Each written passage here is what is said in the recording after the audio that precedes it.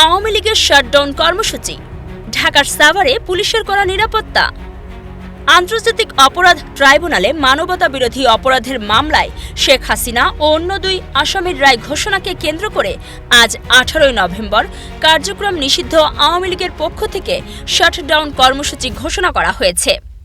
কার্যক্রম নিষিদ্ধ দলটির এই কর্মসূচিকে কেন্দ্র করে নিরাপত্তা জোরদার করেছে ঢাকা জেলা পুলিশ।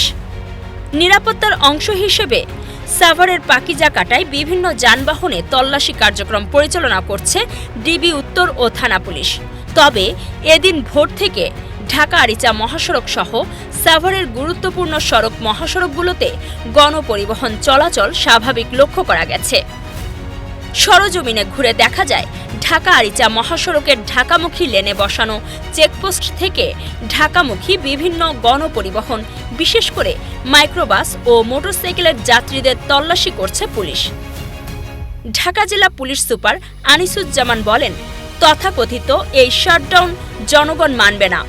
আমরা প্রতিদিনের ন্যায় আইন শৃঙ্খলা যেন ঠিক থাকে তারই ধারাবাহিকতায় আমাদের এই চেকপোস্ট হচ্ছে এবং প্রতিনিয়ত চলমান থাকবে।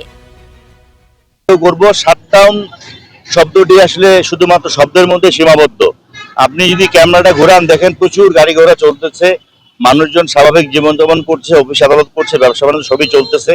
কোথাও শাটডাউন কেউ মানে না। অবৈধ এইসব কথাবার্তা, অবৈধ আদেশ কেউ প্রতিপালন করতেছে না। এগুলি শুধু বক্তব্যের মধ্যেই সীমাবদ্ধ।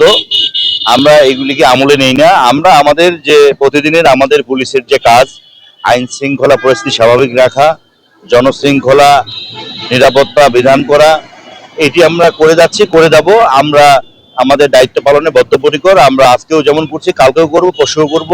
আমরা প্রস্তুত আছি যে কোনো পরিস্থিতি, যে কোনো চ্যালেঞ্জ মোকাবেলায়।